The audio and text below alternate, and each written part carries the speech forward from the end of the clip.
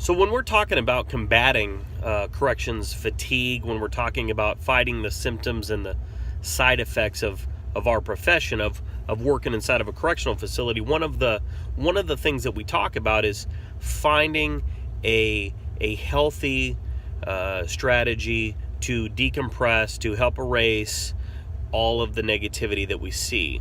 And so that looks differently for everybody, right? But it's very, very important to participate in some sort of positive activity that kind of balances out the craziness of our work week, right? So for me, it's been a variety of different things over the years, and my friends and my family, they'll joke about all the different hobbies I have and everything, but I do that to help me stay sane, right?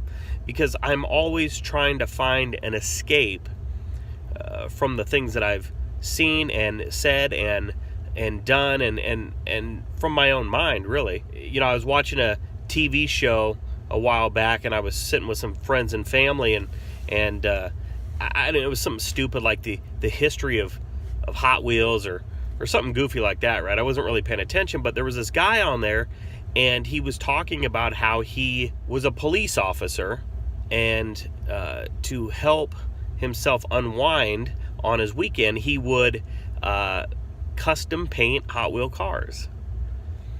And man, I got it, right? There was like an instant connection with this dude, and the people that were sitting in the room, they were making fun of him, saying, "Oh, this guy lives in his parents' basement." But you know what? I understood why that dude wanted to paint Hot Wheels. It's probably the furthest from the street that he could get. So like one of the things that I do is I grow tomatoes from seeds, and I start them, you know, in February, shortly after Valentine's Day, and I put the seeds in, and I transplant the seedlings, and I grow them up, and I harden them off, and I prune them, and I put them in the garden, and it takes a ton of patience and care, and man, I love it, because being out in a garden is like the furthest thing from a correctional facility, right? It's peaceful. You have to be delicate. You know, if you're heavy-handed and violent and crazy inside of a garden, you're going to tear everything up. Last summer, one of the things that I've done recently last summer is I went out and bought a kayak. My kids had kayaks, so I went out and bought a kayak and some fishing poles, and I do some kayak fishing. And I'm a terrible fisherman, and all I can catch is bluegill. But you know what? Being out on the lake by myself, tied up in some trees, it's quiet, it's relaxing, it's not jail, it's not prison, right? And it's so important to have those things to look forward to help you cope with all of the other things. So volunteer, participate in a social club, in a church choir, in a Masonic lodge, coach a basketball team, or coach baseball, or volunteer at a food pantry. Do something, find something, okay? Don't work security part-time. Don't do anything corrections related. Don't do anything in this field. Don't sit on your couch and watch Lockup Raw and Live PD and Cops all weekend, because that's not beneficial for you. That's not allowing you to decompress, to transition from work to home, right? And that's one of the things that I talk about in the book, When Home Becomes a Housing Unit, is that bleed over, that the way that your work life bleeds into your home life. And so what I've done here is I've contacted a couple of my friends that I know and that I've met over the years, and I've asked them to put together a little video, a little snippet explaining some of their decompression techniques and some of the things they like to participate in. So they're going to share their decompression techniques. They're going to tell you what they do to kind of get their mind out of the correctional facility, right? So I hope you enjoy. Take a look. All right. Hi, my name is Audrey, and I have worked in corrections for about 5 years now. 2 years working as a correctional officer, and 3 working with mental health. So Bill has asked me to make a short video of how I decompress and what I do for my own mental health working with this difficult population in corrections. So that's my dog. I wanted to just talk a little bit about the things that I do after work and on the weekends to make sure that I'm, functioning the best that I can, and not letting this job really affect me in a negative way. So a couple things that I do. We're actually sitting in my workout room right now. So I work out about 5-6 days a week. And I usually do challenges or some kind of accountability to keep me going. And it just really keeps me balanced. I like how I feel. I like, burning off some extra energy after a tough day at work. It just makes me, feel complete, really. Sounds kind of cheesy, but it's true. Aside from working out, I like to do any kind of personal or professional development. For instance, right now I'm doing a gratitude course on mindfulnessexercises.com. It's a free course for anyone who wants to try it. It's just kind of working through what gratitude can do in your life and the benefits. With the personal development, I also like to read. So these are the things that I'm reading right now. And yes, I read multiple books at the same time. Wonder Woman, psychology. I love Wonder Woman, not just because it's a superhero or whatever. It's just because what she stands for. There's a quote that if you can change their minds, you can change the world. And I love that positivity that she really presents. I'm also reading Archetypes, which is looking at how the different characteristics and strengths that we have can really lead us down the right path in our life. It's kind of funny, but healthy land, happy families, and profitable businesses. And this is actually something to do with my husband's family and now my family. We moved to the country about 2 years ago almost now, and we have a small acreage, and we're starting to have livestock. So we're getting goats in a couple weeks, and I'm still trying to process all that. But this is a book that my mother-in-law wanted me to read, and I think it's important to make sure that you are supporting your family and getting involved in projects and things that you both can do as a couple and as your family. Last but not least, Man's Search for Meaning by Viktor Frankl. I love this book. I read it probably every couple years just to kind of ground myself again. I think it's very beneficial, especially working in corrections and with the clients that we work with, because there's a lot of the same things happening in the environment. Aside from that, I drink a lot of tea. So once again, Wonder Woman. I drink tea probably morning and night I like the mindfulness of it. I can smell it. I can taste it. You can feel the sensations inside you as you drink it. It just kind of grounds myself, and I also, like the taste, and I need the caffeine sometimes too. Other than that, I like to do art. So this is a little, it's almost like a coloring page, but on canvas. It's really cool. My mom got it for me for Christmas. And so I've been working on that. And this is probably just the first layer of all the colors that I'm doing. And I like to do things like that to keep me busy, and also just kind of break up my day from working in 8-9 hours with some really difficult people sometimes, to come home to do something a little bit more fun for myself.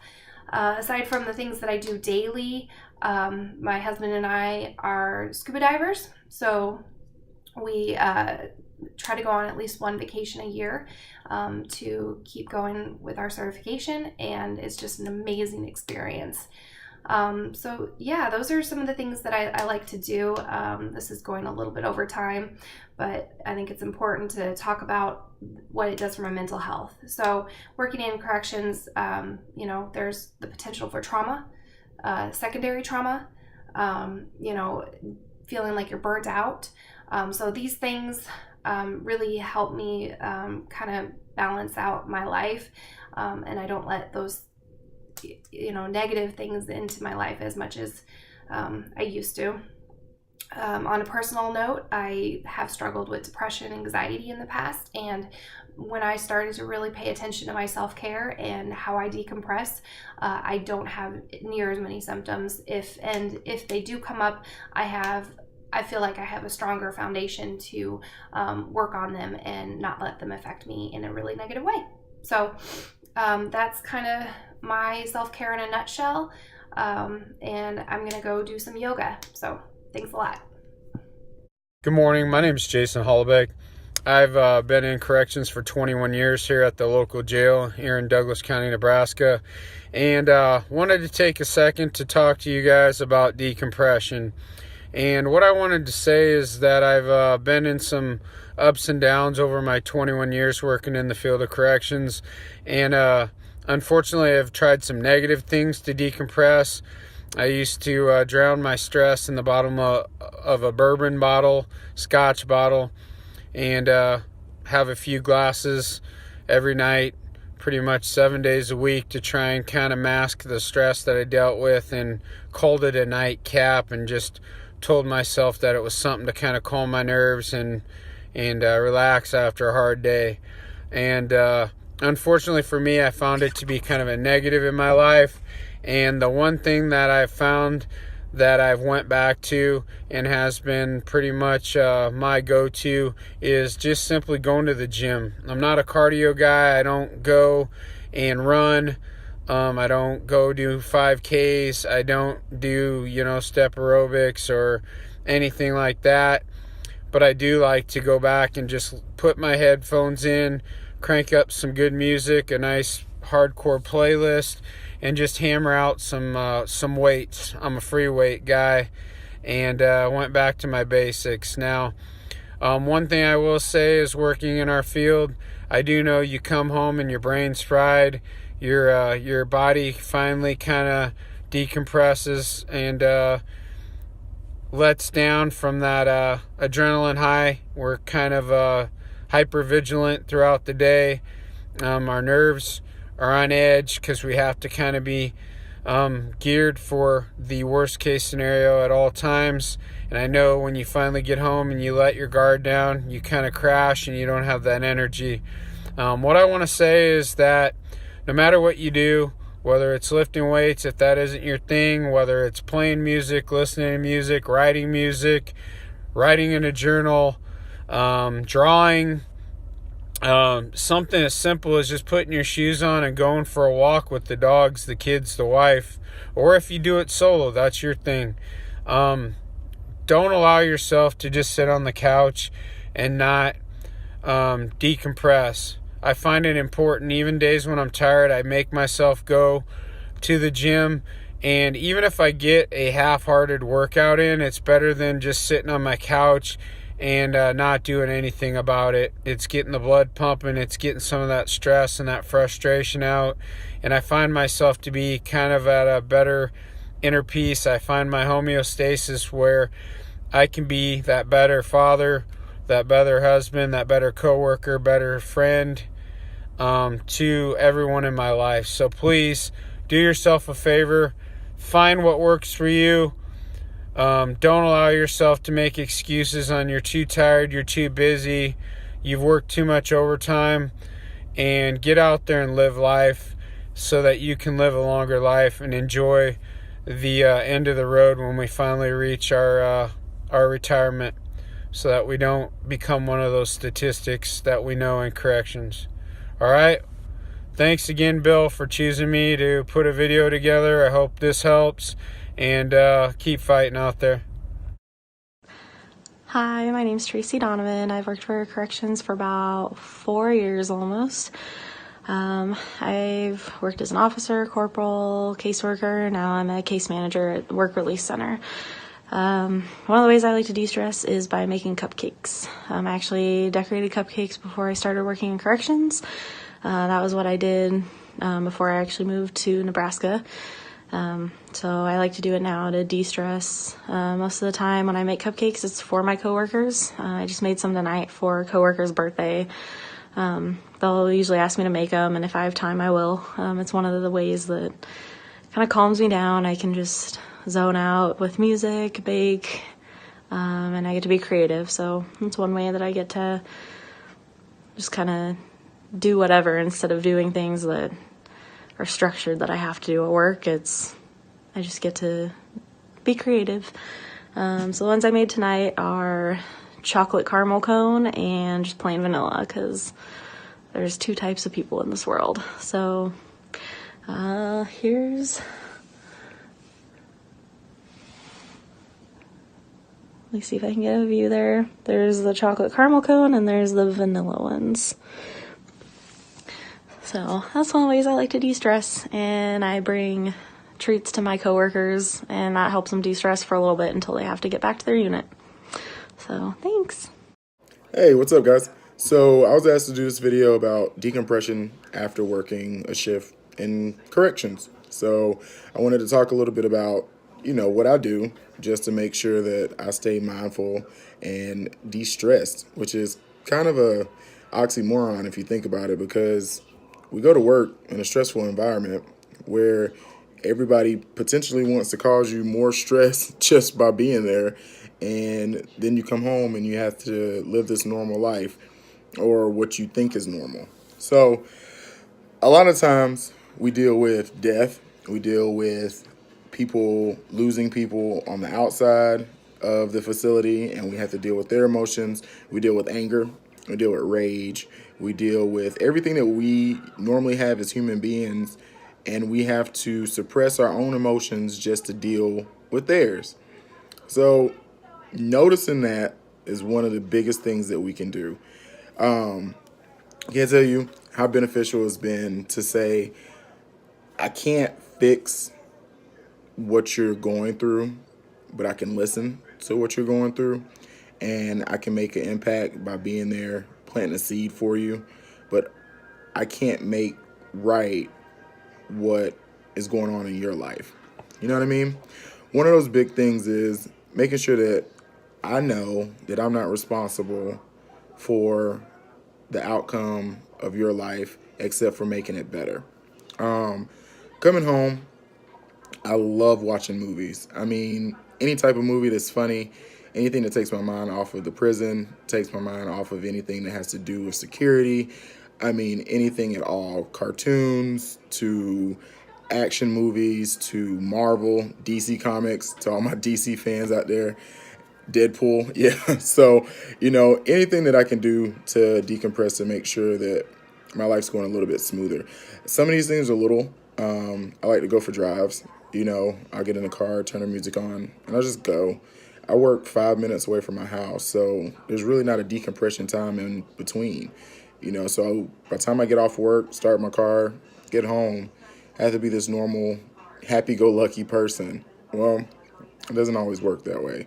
So try and make it a little bit easier for myself and take a lot of that weight off my shoulders, because it gets heavy over time. You get burnt out. You do the same thing day in and day out. You deal with fights. You deal with your coworkers. You deal with administration. You deal with the inmates. You deal with the inmates. You deal with the inmates. So, there's a lot of stuff that goes into it. And just making sure that you have a conscious mind about why you're there, who you're doing it for, and what your purpose is. Whether that's to make money for your family, to keep your kids in school, to just make sure that you're surviving as a person, or if you have a career goal in mind and that's what you're doing it for. Keep in mind whatever it is that you're doing on your worst days. Try and have a paradigm shift and realize that not everything is under your control. And once you let go of the things that you can't control, you'll start to understand the things that you can control, and they'll seem a lot bigger. You have the power just to say, I get to do this versus I have to do this, and that's one of the most powerful tools that we can use. So, take some of those tips and tricks, try and use them. If movies help you, driving helps you, whatever it is that you can do, and hopefully you can have a de-stressful day and week. Good luck, brothers. Bye. So there you have it, guys. Look, the important thing is take time to balance out, participate in something that balances out the negativity that we endure in our career, in our profession. That'll make dealing with what we deal with inside easier. That'll give us something to look forward to. That'll help restore our faith in humanity, our worldview that has become so cynical over the years. Guys, I appreciate you checking out the video. Like it, share it, leave your comments below. Let me know what you do to erase the negativity, to transition from work to home, to decompress from all of the things that you see and say and have to do. All right, guys, thanks for listening. Until next time, be smart, stay safe, stay sane, and we'll talk soon.